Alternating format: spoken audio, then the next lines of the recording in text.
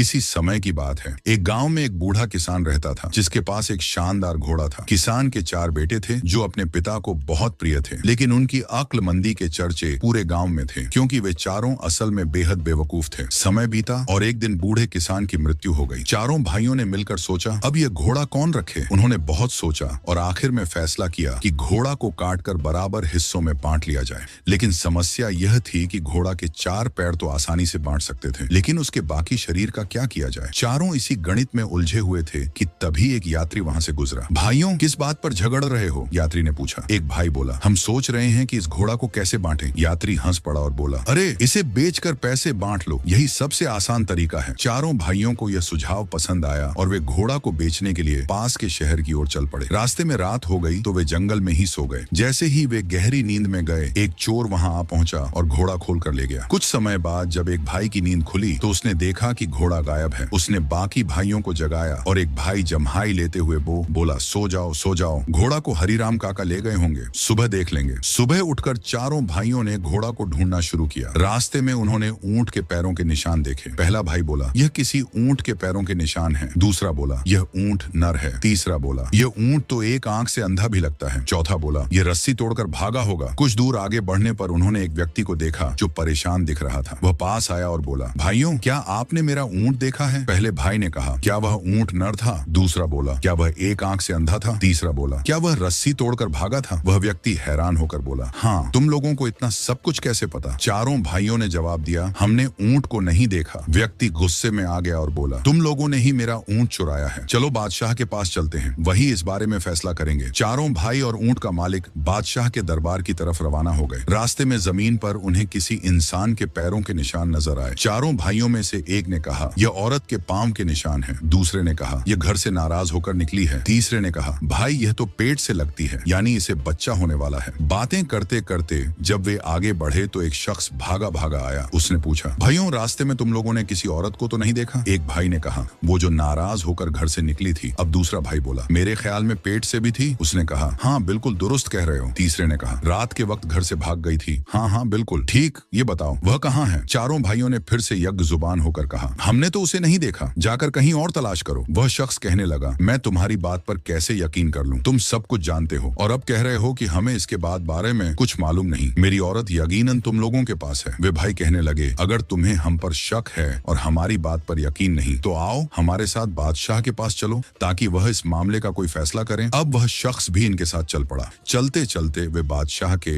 दरबार में पहुंच गए। बादशाह ने इनसे पूछा, तुम लोग यहाँ क्यों आए हो? क्या बात है? उन्होंने कहा, हम इंसाफ के लिए बादशाह के हुजूर पेश हुए हैं। फिर सब ने बादशाह को तमाम बातें बारी बारी बता दी। ऊंट के मालिक ने कहा, जनाब, इन लोगों ने पहले मेरे गुमशुदा ऊंट के मुताल्लिक तमाम बातें दुरुस्त बताई और फिर कहते हैं कि हमने उसे नहीं देखा। ऊंट को चुराने वाले यकीनन यही लोग हैं। मुझे इंसाफ चाहिए। दूसरा शख्स कहने लगा, मेरी बीवी रात को घर से निकली है और इन लोगों ने उसके बारे में बिल्कुल सही मालूमात दी और साथ ही कहते हैं कि हमने उसे नहीं देखा। मेरी बीवी को अगवा करने वाले यही चारों हैं और कोई नहीं। राजा ने चारों भाइयों से पूछा, क्या यह सच है? चारों बोले, महाराज, हमें सब कुछ हमारे विशेष ज्ञान से पता चलता है। राजा को उन पर शक हुआ। उसने एक संदूक मंगवाया और उसमें एक अनार रखकर चारों भाइयों से पूछा, बताओ इसमें क्या है? पहला भाई बोला, कोई गोल चीज है। दूसरा बोला, इसके सिर पर एक ताज जैसा कुछ है। तीसरा बोला, इसके अंदर दाने दाने हैं। चौथा बोला, क्यों न सीधे कहें कि यह अनार है। राजा को यकीन हो गया कि वे सच बोल रहे हैं। उसने ऊंट और महिला के मालिकों से कहा, जाओ अपनी चीजें कहीं और तलाश करो। फिर राजा ने चारों भाइयों से कहा, अब तुम लोग यहाँ से जाओ और अपनी समझदारी किसी और जगह दिखाओ। चारों भाई शहर से भेड़ बकरियां खरीद कर गाँव लौट रहे थे। जंगल में वे दोपहर को एक पेड़ के नीचे सो गए। जब एक भाई की आंख खुली तो उसने देखा कि एक बकरी पेड़ पर चढ़ी हुई है और भेड़ें अपना मुंह हिला रही हैं। वह घबरा कर चिल्लाया, भाइयों भागो, बकरियां लाठी तोड़ रही हैं और भेड़ें हमें मारने का प्लान बना रही हैं। चारों भाई बकरियों को छोड़कर भाग गए। भागते भागते वे इतने घबरा गए कि जब रुके तो एक ने कहा, गिनती करो, कहीं कोई भाई पीछे तो नहीं रह गया। गिनती शुरू हुई, लेकिन हर बार जो गिन रहा था वह खुद को भूल जाता और बोलता, अरे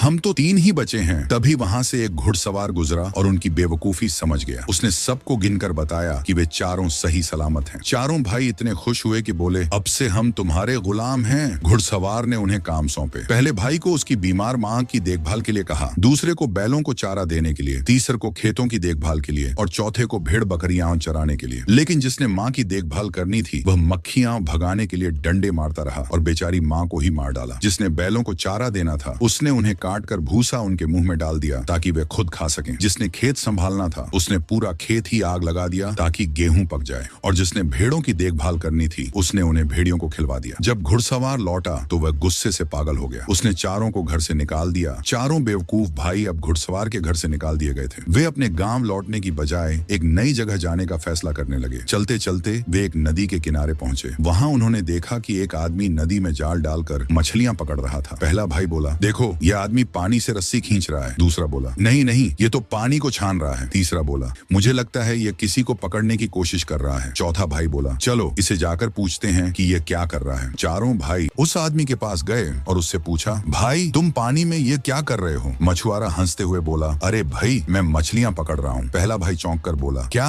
पानी में मछलियां भी होती हैं? दूसरा बोला, तो क्या ये मछलियां डूबती नहीं? तीसरा भाई गंभीर होकर बोला, लगता है ये आदमी जादूगर है जो पानी से जिंदा चीजें निकाल सकता है। चौथे ने सिर हिलाते हुए कहा, मुझे तो शक है कि इस आदमी ने हमारे घोड़े को भी यहीं डुबो दिया होगा। मछुआरा उनकी बातें सुनकर हंसने लगा और बोला, अगर तुम लोगों को इतनी ही दिलचस्पी है तो खुद क्यों नहीं आजमा लेते? चारों भाइयों को यह सुझाव पसंद आया। उन्होंने मछुआरे से जाल मांगा और नदी में फेंक दिया। कुछ ही देर में जाल भारी हो गया। चारों भाइयों ने मिलकर जैसे ही जाल खींचा उसमें एक बड़ा कछुआ फंस गया। पहला भाई खुशी से चिल्लाया, देखो हमने पानी का राजा पकड़ लिया। दूसरा बोला, नहीं ये कोई बूढ़ा पत्थर है जो जिंदा हो गया है। तीसरा बोला, मुझे लगता है ये वही रमजान खान है जिसने हमारा घोड़ा चुराया था और अब ये जादू से कछुआ बन गया है। चौथा भाई बोला, इस पर मुकदमा चलाकर बादशाह के पास ले चलो। चारों भाई कछुए को लेकर शहर की ओर चल पड़े। रास्ते में उनकी मुलाकात एक व्यापारी से हुई। व्यापारी ने उनसे पूछा, भाइयों कहाँ जा रहे हो और ये कछुआ क्यों उठाया हुआ है? पहला भाई बोला, ये कोई मामूली कछुआ नहीं, ये रमजान खान है। दूसरा बोला, इसने हमारा घोड़ा चुराया था, अब इसे सजा दिलाने जा रहे हैं। तीसरा बोला, हमें पूरा यकीन है कि यह अब इंसान से कछुआ बन गया है। चौथा भाई बोला, और हम इसे बादशाह के पास ले जा रहे हैं। व्यापारी उनकी बातें सुनकर हंस पड़ा और बोला, भाइयों ये तो बस एक साधारण कछुआ है। अगर इसे बादशाह के पास ले जाओगे तो वह तुम्हें फिर से कोई काम देकर भेज देगा। इससे अच्छा ये कछुआ मुझे बेच दो, मैं तुम्हें इसके बदले कुछ सोने के सिक्के दे दूंगा। चारों भाइयों ने आपस में सलाह की और सोचा कि जब राजा उन्हें समझ ही नहीं पाएगा तो इससे अच्छा इसे बेचकर पैसा कमा लिया जाए। उन्होंने व्यापारी को कछुआ दे दिया और बदले में सोने के सिक्के ले लिए। अब उनके पास धन आ गया था, लेकिन वे फिर सोच में पड़ गए कि इस पैसे का क्या किया जाए। पहला भाई बोला, चलो इस पैसे से ऊंट खरीद लेते हैं। दूसरा बोला, नहीं ऊंट बहुत बड़ा होता है, इसे संभालना मुश्किल होगा। तीसरा बोला, तो फिर हम इसके बदले एक बड़ी रस्सी खरीद लेते हैं। चौथा बोला, लेकिन रस्सी से क्या करेंगे? वे इसी बहस में थे कि एक जादूगर उनके पास आया। उसने उनसे पूछा, तुम लोग इतने सोच में क्यों डूबे हो? चारों भाइयों ने उसे पूरा किस्सा सुनाया। जादूगर हंस पड़ा और बोला, अगर तुम लोग चाहो तो मैं तुम्हें ऐसा जादुई घोड़ा दे सकता हूँ जो तुम्हें उड़ाकर कहीं भी ले जाएगा। चारों भाई खुशी से चिल्लाए, वह घोड़ा हमें दे दो। लेकिन जादूगर बोला, पहले मैं तुम्हारी बुद्धिमानी की परीक्षा लूंगा, अगर तुमने सही जवाब दिया तो घोड़ा तुम्हारा होगा। अब जादूगर ने उन्हें एक अनोखी पहेली दी और चारों भाइयों ने अपनी बेवकूफी से ऐसा जवाब दिया कि जादूगर हंसी रोक न सका। क्या जादूगर उन्हें घोड़ा देगा या चारों भाई फिर किसी नई मुसीबत में फंस जाएंगे? कहानी आगे देखने के लिए चैनल को सब्सक्राइब जरूर कर लें।